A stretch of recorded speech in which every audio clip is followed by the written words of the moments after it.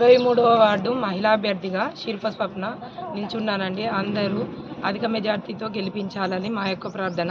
23వ వార్డులో ఏ సమస్యలున్నా మేము పరిష్కారం చేస్తామని మీకు మనవి చేసుకుంటున్నాము.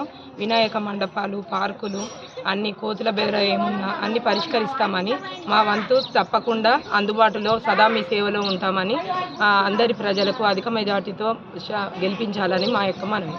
మా భార్య శిల్ప స్వప్న ఈ వార్డులో కాంగ్రెస్ పార్టీ తరఫున కౌన్సిలర్గా పోటీ చేస్తున్నారు. నేను గతంలో 2 సార్లుగా కౌన్సిలర్గా పోటీ చేయడం జరిగింది. గతంలో 2014 కూడా ఇదే వార్డు నుండి కూడా కౌన్సిలర్ గెలవడం జరిగింది. ఇక్కడ జరిగిన అభివృద్ధి పనులు కూడా నా హయాంలో ఎక్కువ జరిగినాయి. అదేవిధంగా మొన్నటి వరకు 24వ వార్డులో పనిచేయడం జరిగింది. అక్కడ కూడా ప్రతి రోడ్డు, కాలువ, డ్రైనేజ్ ప్రతి సమస్య పరిష్కరించడం జరిగింది. అనుకోని పరిస్థితి రిజర్వేషన్ రావడం వల్ల 23 వార్డులో మా భార్యను నిలవడం జరిగింది.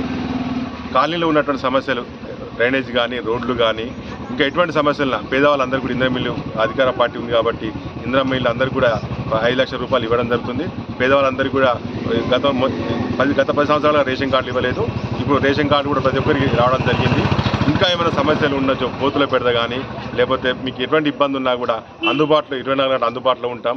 మీకు ఏ రకంగా సాయం చేయడానికి మేము ముందుంటాం. కాబట్టి దయచేసి ప్రజలు ఒక్కసారి మంచిగా ఆలోచించి ఎవరికి ఓటేస్తే బాగుంటుంది, ఎవరితో పని అయితే ఆలోచించాలని మీ అందరినీ కోరుతూ, నేను 23వ వార్డు అభ్యర్థిగా రాయశెట్టి పద్మ కనకయ్య గారిలో మేము ఈ వార్డు అభ్యర్థులందరూ కూడా ప్రజలందరూ కూడా ఆశీస్సులతో మేము పోటీ బరిలో నిలబడడం జరిగింది. కావున ప్రజలందరికీ ఒకటే చెప్తున్నా, నేను ఏ ఆశతోటి నేను కనుక రాలేదు, రిటైర్డ్ అయి ఉన్నా కాబట్టి ప్రజలకు సేవ చేయడానికి అవకాశం కల్పిస్తామని ప్రజలు ఆహ్వానిస్తే నేను రావడం జరిగింది. ప్రజలందరూ కూడా నన్ను ఏ వార్డుకి పోయినా కూడా అన్న మీరు వస్తేనే మాకు ఈ డెవలప్ అనేది జరుగుతుంది, కారు గుర్తుకు వెళ్తేనే మనకు డెవలప్ అనేది జరుగుతుంది కాబట్టి ప్రజలందరూ కూడా వెల్కమ్ చెప్తున్నారు. కావున ప్రజలందరూ కోరేది ఒకటే, నేను సేవ చేయడానికి మాత్రమే వస్తున్నా. నేను వెల్ సెటిల్ భూపాలపల్లిలో ఉన్నాను.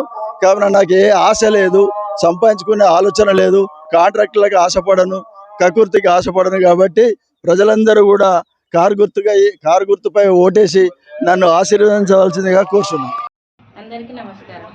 భూపాలపల్లి కార్మస్ కాలనీ 23వ వార్డు అభ్యర్థిగా మేము పోటీ చేయడం జరిగింది. బీజేపీ పార్టీ నుండి కమలపు గుర్తు రవలి రంజిత్.